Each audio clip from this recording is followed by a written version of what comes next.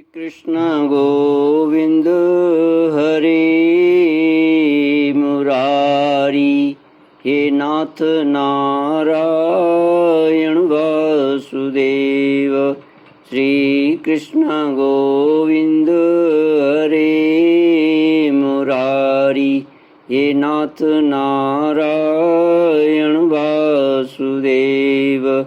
ओम नमो भगवते वासुदेवाय। ओम नमो भगवते वासुदेवाय। ओम नमो भगवते वासुदेवाय। सच्चिदानंद रूपाय विश्वोत्पत्त्यादि हेतवे तापत्रय विनाशाय श्री कृष्णाय वयं नमः। सच्चित आनंद स्वरूप परमात्मा जो सृष्टि के उत्पत्ति, पालन और प्रलयकारी हैं तथा जीवों के आध्यात्मिक आदि दैविक आदि भौतिक तापों को नष्ट करने वाले अर्थात जीवों के मानसिक शारीरिक और भौतिक दुखों को दूर करने वाले हैं, उन श्री कृष्ण भगवान को हम प्रणाम करते हैं। श्री कृष्ण गोविंद हरे मुरारी, हे नाथ नारायण वासुदेव। श्रीमद्भागवत अथ षष्ठ सप्ततितमोऽध्यायः। श्री शुक श्री कृष्ण गोविंद हरे मुरारी, हे नाथ नारायण वासुदेव। साल्व के साथ यादवों का युद्ध। श्री सुखदेव जी कहते हैं, परीक्षित, अब मनुष्य की सी लीला करने वाले भगवान श्री कृष्ण का एक और भी अद्भुत चरित्र सुनो। इससे यह बताया जाएगा कि सौभ नामक विमान का आधिपत्य साल्व किस प्रकार भगवान के हाथ से बताया गया कि सौभ नामक विमान का आधिपत्य साल्व किस प्रकार भगवान के हाथ से मारा गया। साल्व शिशुपाल का सखा था और रुक्मिणी के विवाह के अवसर पर बारात में शिशुपाल की ओर से आया हुआ था।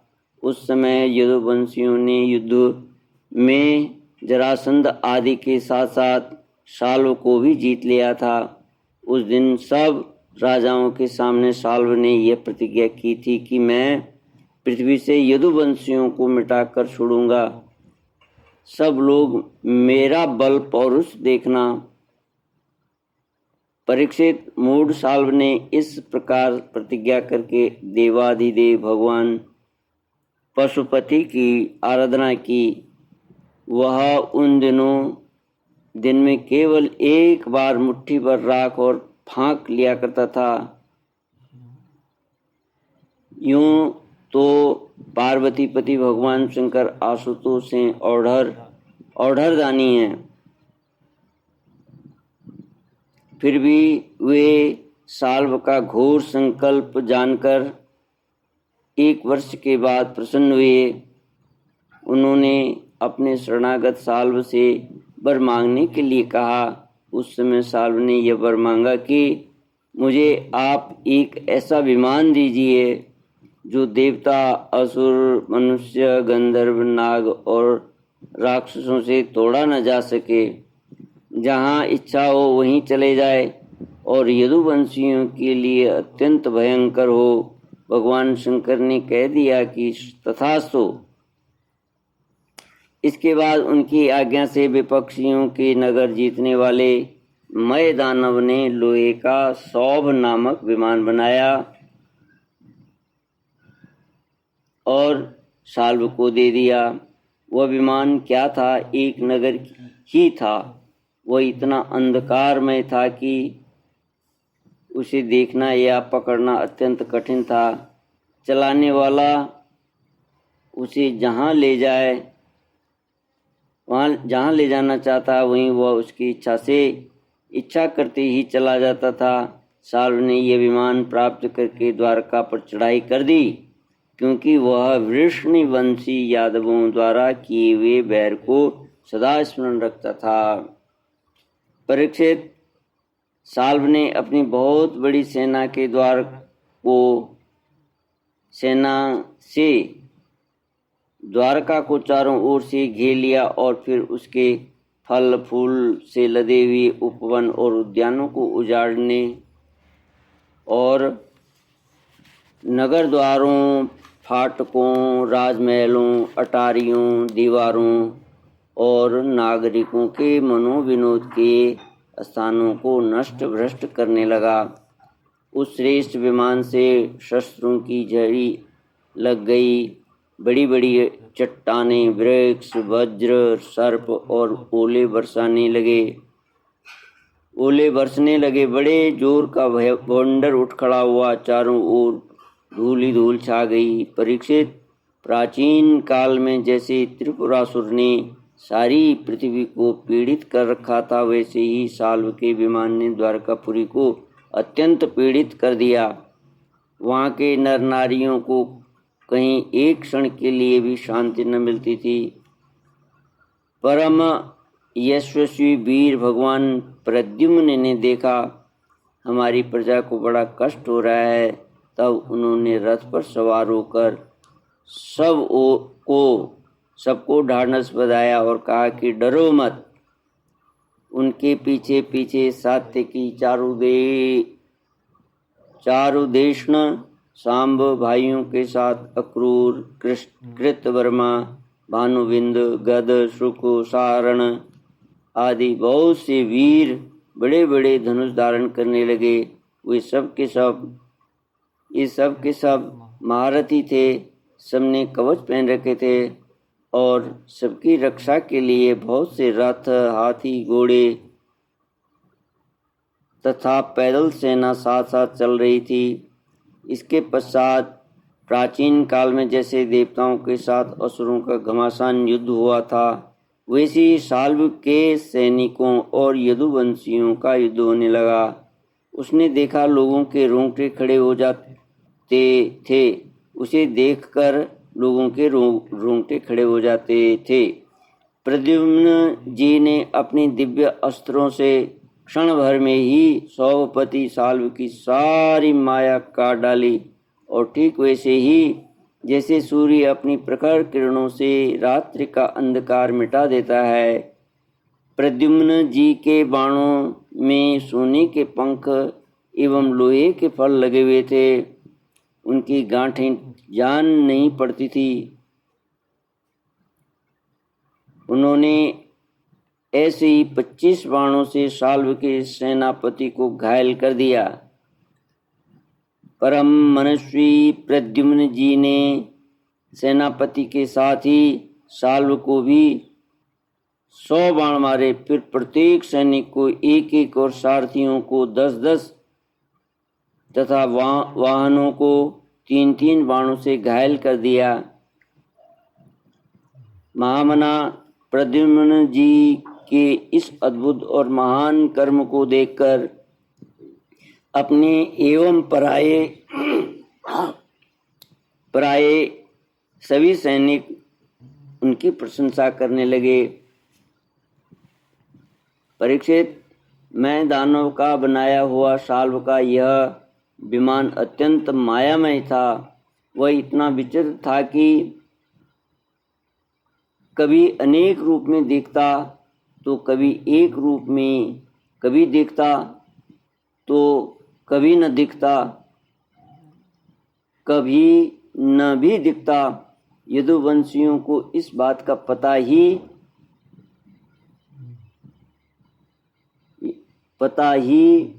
न चलता कि वह इस समय कहाँ है।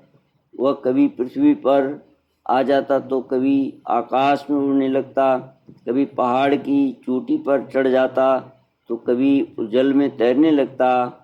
वह अलात चक्र के समान मानो कोई दुमुही लुकारियों की बनेठी भांज रहा हो घूमता रहता था। एक क्षण के लिए भी कहीं ठहरता न था। शाल्व अपने विमान और सैनिकों के साथ जहाँ जहाँ दिखाई पड़ता वहीं वहीं यदुवंशी सेनापति बाणों की झड़ी लगा देते। उनके बाण सूर्य और अग्नि के समान जलते हुए तथा विषैले सांप की तरह असह्य होते थे। उनसे साल्व का नगर का उसे साल्व का नगराकार विमान और सेना अत्यंत पीड़ित हो गई, यहाँ तक कि यदुवंशियों के बाणों से साल्व स्वयं मूर्छित हो गया था। श्री कृष्ण गोविंद हरि मुरारी, हे नाथ नारायण वासुदेव। परीक्षित, साल्व के सेनापतियों ने भी यदुवंशियों पर खूब शस्त्रों की वर्षा कर रखी थी। इससे वे अत्यंत पीड़ित थे, परंतु उन्होंने अपना अपना मोर्चा छोड़ा नहीं। वे सोचते थे कि मरेंगे तो परलोक बनेगा और जीतेंगे तो विजय ही प्राप्त होगी। परीक्षित, शाल्व के मंत्री का नाम था धीमान, जिसे पहले प्रद्युम्न जी ने 25 बाण मारे थे। वह बहुत बली था। उसने झपट कर प्रद्युम्न जी पर अपनी फौलादी गदा से बड़े जोर से प्रहार किया और मार लिया कहकर गर्जने लगा। परीक्षित, गदा की चोट से शत्रुदमन प्रद्युम्न जी का वक्ष स्थल फट सा गया था। दारुक का पुत्र उनका रथ हाँक रहा था। वह सारथी धर्म के अनुसार उन्हें रणभूमि से हटा ले गया। 2 घड़ी में प्रद्युम्न जी की मूर्छा टूटी। तब उन्होंने सारथी से कहा, सारथे, तूने यह बहुत बुरा किया। हाय हाय, तू मुझे रणभूमि से हटा लाया। सूत, हमने ऐसा कभी नहीं सुना कि हमारे वंश का कोई भी वीर कभी रणभूमि छोड़कर अलग हट गया हो। यह कलंक का टीका तो केवल मेरे ही सिर लगा है। सचमुच सूत, तू कायर है, नपुंसक है। इस बदला तो सही। अब मैं अपने ताऊ बलराम जी और पिता श्री कृष्ण के सामने जाकर क्या कहूँगा? अब तो सब लोग यही कहेंगे ना कि मैं युद्ध से भाग गया।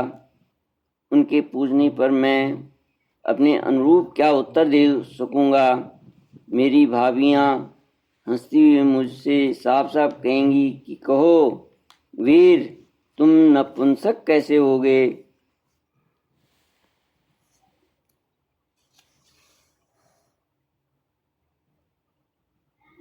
दूसरों ने युद्ध में तुम्हें नीचा कैसे दिखा दिया?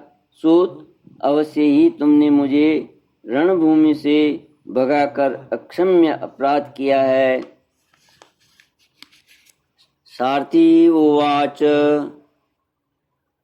धर्मं विजानतायुष्मन् कृतमे तन्मया विभो, सूता कृच्छ्रगतं रक्षेत् रथिनं सारथिं रथी।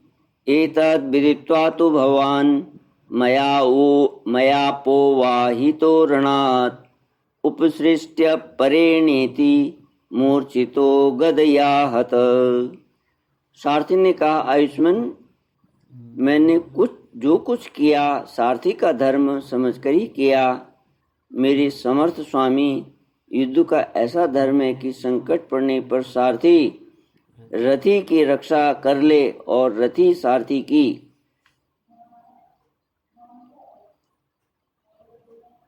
इस धर्म को समझते हुए ही मैंने आपको रणभूमि से हटा दिया। शत्रु ने आप पर गदा का प्रहार किया था, जिससे आप मूर्छित हो गए थे, बड़े संकट में थे, इसी से मुझे ऐसा करना पड़ा। श्री कृष्ण गोविंद हरि मुरारी, हे नाथ नारायण वासुदेव। इति श्रीमद्भागवते महापुराणे पारमहंस्यां संहितायां दशमस्कन्धे उत्तरार्धे शाल्वयुद्धे षट्सप्ततितमोऽध्यायः। ओम पूर्णमद पूर्णमिदं पूर्णात् पूर्णमुदच्यते पूर्णस्य पूर्णमादाय पूर्णमेवावशिष्यते। ओम शांति शांति शांति। हरि ओम। श्री गुरुभ्यो नमः। हरि ओम।